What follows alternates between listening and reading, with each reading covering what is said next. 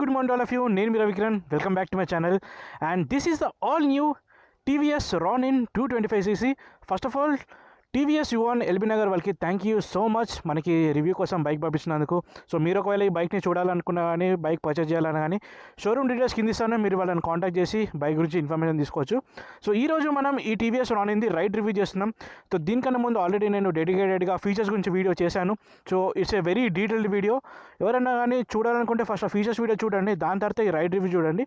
అప్పుడు ఏంటంటే మీకు క్లియర్గా అర్థమవుతుంది అసలు ఫీచర్స్కి రియల్ టైంలో బైక్ రైడ్ చేసినప్పుడు ఏ విధంగా ఉంటుందని. బైక్ అయితే చూడడానికి చాలా పెద్ద ఉంది, అంటే ఫొటోస్లో చూసిన దానికి రియాలిటీలో చూస్తే మాత్రం like fit and finish quality అయితే టాప్ నాచ్ ఉంది. సో ఫస్ట్ మనం బైక్ మీద కూర్చుందాం. బైక్ మీద కూర్చోగానే ఫస్ట్ ఏంటంటే హైట్ ఒకటి మనకి 795 mm ఉంది. అంటే మనకి షార్ట్ రైడర్స్ ఎవరైనా ఉన్నా కూడా ఈజీగా రైడ్ చేసుకోవచ్చు, పెద్ద ప్రాబ్లం ఏం కాదు. ఈ హ్యాండిల్ బార్, ఈ స్పీడోమీటర్, ఇది పొజిషన్ ఉంది కదా, ఇదంతా కూడా మంచి ఏదో ఒక పెద్ద స్పోర్ట్స్ బైక్ ఏదో చూసిన ఫీలింగ్ అయితే వస్తుంది. ఇది ఆన్ చేద్దాం.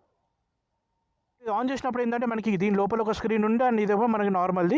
సో ఇక్కడ speed, time, tachometer, gear indicator, మీకు trip A trip B, distance to empty ఉంది, అంటే మనం ఫ్యూయల్ వేసిన తర్వాత ఎంత కిలోమీటర్స్ వెళ్తుంది అనేది. అండ్ ఇక్కడ మోడ్ బటన్ ఉంది కదా, దీంట్లో 2 మోడ్స్ ఉన్నాయి, అంటే ఇది ABS మోడ్స్ అనమాట. సో ఇది మీకు మనం రైడ్ చేస్తున్నది టాప్ స్పెక్ వేరియంట్, దీంట్లో మీకు డ్యూయల్ ఛానల్ ABS ఉంది. ఇంకొకటి మీరు బేస్ మోడల్ తీసుకుంటే ఏంటంటే సింగిల్ ఛానల్ ABS వస్తుంది. And let's start the bike.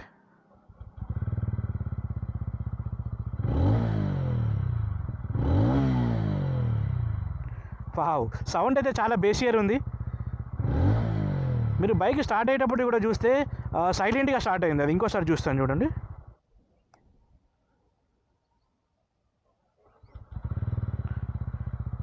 So సైలెంట్గా స్టార్ట్ అయింది. Adjustable break liver, clutch levers, ఇది మన రీచ్కి తగ్గట్టు అడ్జస్ట్ చేసుకోవచ్చు. సో ఇప్పుడు మనం ఈ బైక్ని రైడ్ చేద్దాం. అసలు పవర్ ఏంటి, బ్రేక్స్ ఎలా ఉన్నాయి, ABS ఏ విధంగా పనిచేస్తుంది అనేది చూద్దాం.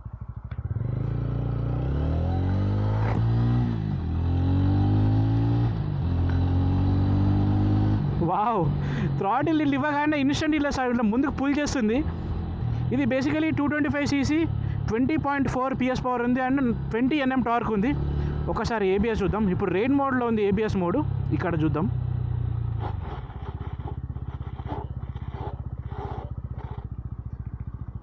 సో మీరు క్లియర్గా అబ్జర్వ్ చేస్తే మీకు ABS సెన్సిటివ్ అనేది చాలా ఎక్కువ ఉండే ఇప్పుడు దీంట్లో. మీకు ఇంకొకసారి చూపిస్తాను నేను. సో ఇక్కడ కొంచెం లూజ్ గ్రావెల్ ఉంది.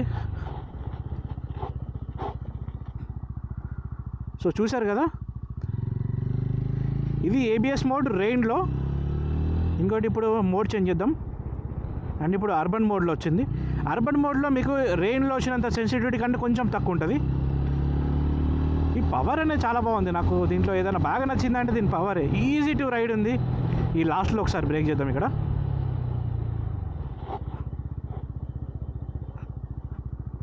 Yeah, there is slight difference ABSలో. అంటే ఆ సెన్సిటివిటీ ఉంటుంది కదా, ఏదైతే మీకు టిక్లింగ్ సెన్సేషన్ ఉంటుందో, అర్బన్కి రెయిన్కి కొంచెం లైట్ డిఫరెన్స్ ఉంది. అంటే మీరు నోటీస్ కూడా చేయలేరు అనుకోండి.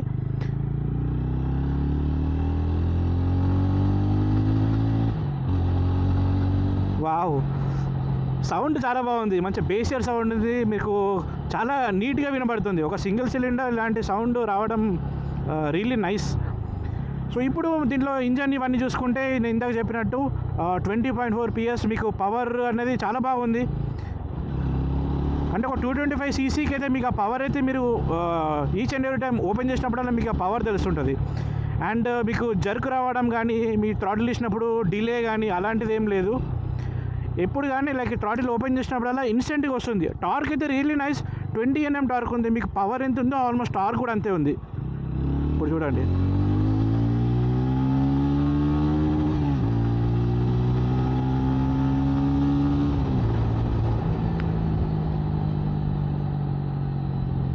మళ్ళీ ఒకసారి బ్రేక్ చూద్దాం.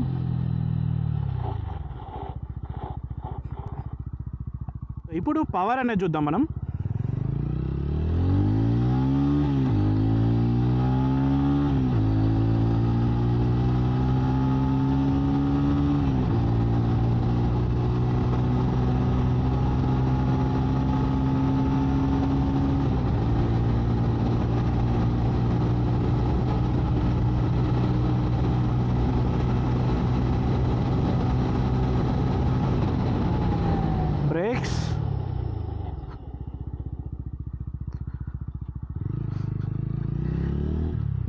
వావ్, స్పీడ్ అయితే లైక్ టోటల్ 5 గేర్స్ ఉన్నది దీంట్లో. 5th గేర్లో 113 వరకు అయితే ఈజీగా వెళ్తుంది. ఒక సర్ప్రైజింగ్ థింగ్ ఈ బండిలో ఏంటంటే వైబ్రేషన్స్ లేవు.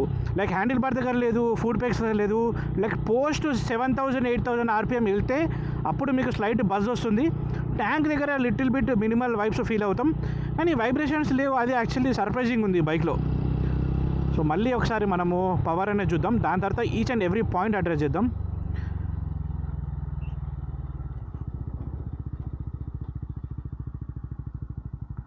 అండ్ టర్నింగ్ రేడియస్ కూడా బాగానే ఉంది, సో దగ్గరలే కట్ అయిపోతుంది.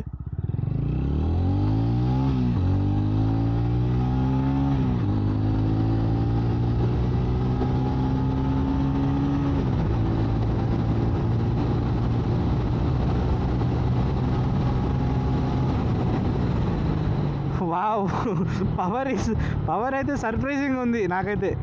నాకు టార్క్ దీంట్లో చాలా నచ్చింది. సో ఇప్పుడు లైక్ పాయింట్ టు పాయింట్ మాట్లాడదాం. First engine is really nice. అంటే నాకు ఇన్ఫ్యాక్ట్ చెప్పాలంటే అపాచీ కంటే కూడా ఇది కొంచెం ఇంకా పవర్ఫుల్ అనిపిస్తుంది.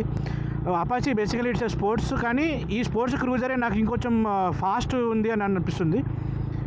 సో పవర్ వైజ్ అసలు ప్రాబ్లం లేదు, ఎక్కడ కూడా డిలే లేదు. ఫస్ట్ ఇప్పుడు ఇలా థ్రాటిల్ ఉంది కదా, జస్ట్ నేను థ్రాటిల్ ఇలా కొంచెం ఇవ్వగానే సడన్గా నన్ను ఇట్లా పుల్ చేస్తుంది అనమాట. ఇది ఏ గేర్లో అన్నా ఉంది. ఇంకోటి మీకు దీని స్ట్రోక్ ఎక్కువ ఉంది. మీకు ఏంటంటే each and every time gears change అయిన అవసరం లేదు. ఇప్పుడు 4th గేర్ ఉంది చూడండి. ఇప్పుడు నేను స్పీడ్ అన్న చాలా తగ్గిస్తున్నా. ఇప్పుడు 20 స్పీడ్ దాకా వస్తాను. ఇప్పుడు 22, 21. ఇప్పుడు నేను థ్రాటిల్ ఇస్తున్నాను చూడండి. థ్రాటిల్ ఇవ్వగానే అసలు ఎక్కడ కూడా స్టాల్ అవ్వలేదు. ఇది బెస్ట్ థింగ్, ఎందుకంటే సిటీలో మనం ఈచ్ అండ్ ఎవ్రీ టైం ఊకే గేర్లు చేంజ్ చేసే అవసరం పడదు. సో 5th గేర్లో కూడా ఒకసారి చూద్దాం. 5th గేర్లో 25 స్పీడ్ దాకా,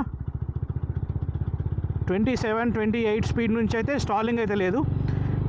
కానీ ఇది బాగుంది, బికాజ్ అపాచీ మీరు బైక్ చూస్తే అపాచీలో లో ఎండ్ అనేది స్టాల్ అవుతుంది. అసలు లో ఎండ్ మీకు పవర్ అసలు రానే రాదు, కానీ దీంట్లో అది అస్సలు లేదు.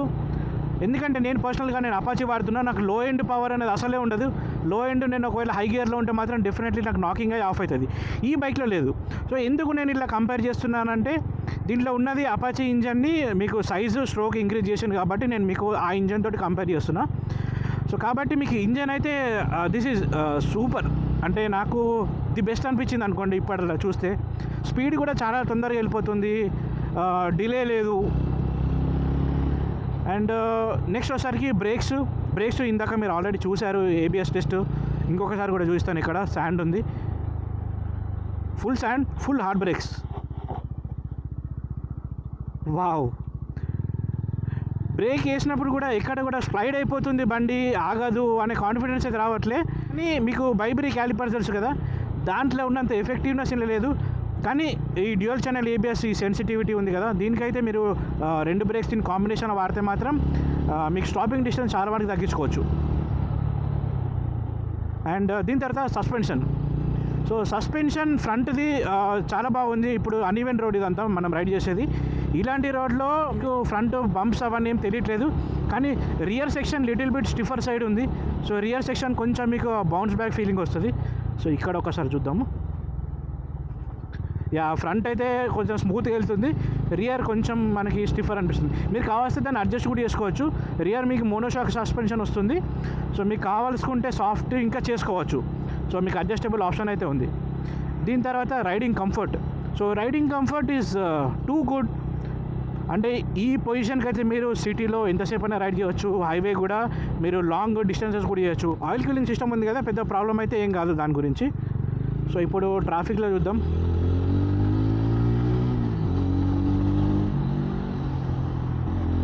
డెఫినెట్లీ అసలు టార్క్ అయితే సూపర్ ఉంది. So comfort but really nice. కానీ మీకు బ్రేక్స్ ఇవన్నీ కూడా అంటే ఇలాంటి బైక్కి మీరు కొంచెం అడ్జస్ట్ అవ్వాలన్నమాట. ఎందుకంటే ఇప్పటివరకు మీరు చూసినవన్నీ కూడా లైక్ నేకెడ్ స్పోర్ట్స్ కానీ లేకుంటే ఫుల్ ఫేరింగ్ లీనింగ్ యాంగిల్స్ ఉంటాయి కదా, ఇది కంఫర్టబుల్ పొజిషన్ కదా, దీనికి బ్రేకింగ్ రేషియో అనేది కొంచెం డిఫరెంట్గా ఉంటుంది. సో అది ఒకసారి మీరు రైడ్ చేస్తే మీకు క్లియర్గా వస్తుంది. అండ్ దీని తర్వాత వైబ్రేషన్స్ అయితే సర్ప్రైజింగ్ వైబ్రేషన్స్ లేవు అసలు. హ్యాండిల్ బార్ దగ్గర, ఫుట్ పెక్ దగ్గర, ట్యాంక్ దగ్గర స్లైడ్ బస్ నేను ఇందాక చెప్పినట్టు హై ఆర్పిఎంలో అది కూడా. దీని తర్వాత మైలేజ్ ఇది 225cc కాబట్టి అరౌండ్ 35 అయితే మనము ఎక్స్పెక్ట్ అయితే చేయవచ్చు ఈ బైక్ది. సో నీట్గా రైడ్ చేసుకుంటే కొంచెం ఎక్కువ వచ్చే ఛాన్సెస్ కూడా ఉన్నాయి. సో ఇప్పుడు ట్రాఫిక్లో ఇలా రైడ్ చేస్తున్నాం కదా, ఇలాంటి టైంలో మనకి each and every time gears కూడా టోటల్ ఫస్ట్ గేర్కి వచ్చి మళ్ళీ మూవ్ చేసే అవసరం అయితే పడదు. ఇప్పుడు సెకండ్ గేర్లో ఉన్నాను, లోయెస్ట్ ఆర్పిఎం అంటే 1000 ఆర్పిఎం దగ్గర కూడా నాకు ఇప్పటిదాకా స్టాల్ కాలేదు. సో డెఫినెట్లీ సిటీలో రైడ్ చేసుకోవడానికి అయితే టూ మచ్ కంఫర్టబుల్ బైక్ ఇది. And fit and finish top notch ఉంది, క్వాలిటీ అయితే సూపర్ ఉంది. అంటే ఎక్కడ చూసినా కానీ మనకి ఆ ప్రీమియంనెస్ అయితే తెలుస్తుంది.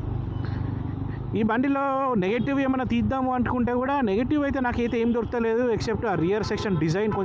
ఆ డిజైన్ కొంచెం సబ్జెక్టివ్ అనుకోండి, కొందరికి నచ్చుతుంది కొందరికి నచ్చదు.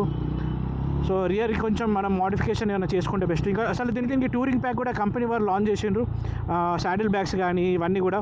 అవన్నీ వేసుకుంటే ఇంకా బైక్ అయితే నెక్స్ట్ లెవెల్ కనబడుతుంది. కానీ ఈ బైక్ని ఒకవేళ నేను హోండా హైనెస్ తోటి కంపేర్ చేసిన అనుకోండి, ఈ బైక్ చాలా పెద్దగా కనబడుతుంది ఆ బండి పక్కన పెట్టి చూస్తే మాత్రం.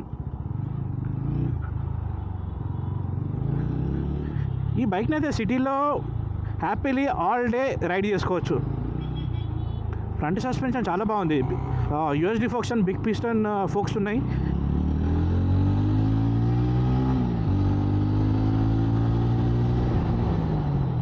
It is too fast man.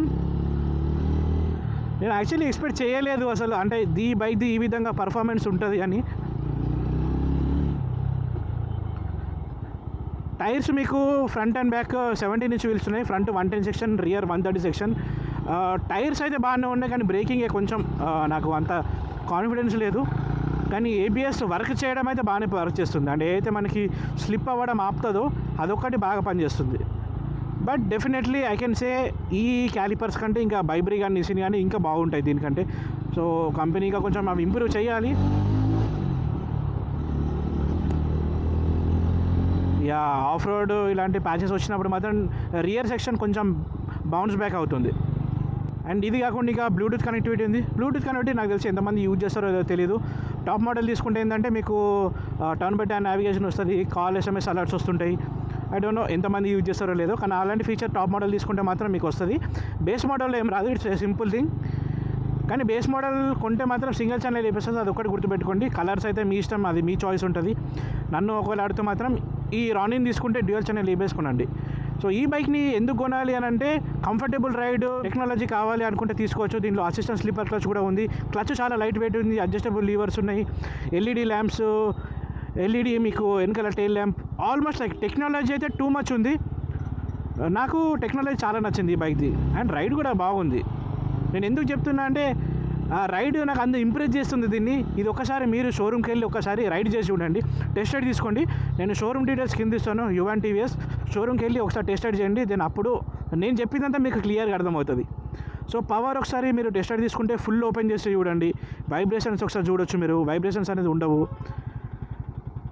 Traffic లాగినప్పుడు కూడా లైక్ మనం ఫుట్ కింద పెడతాం కదా, షార్ట్గా ఉంది బైక్, 795 mm కింద అయితే ఈజీగా అందుతుంది. షార్ట్ రైడర్స్ కూడా ఈజీగా రైడ్ చేయవచ్చు. అండ్ బైక్ వెయిట్ కూడా 160 kgs.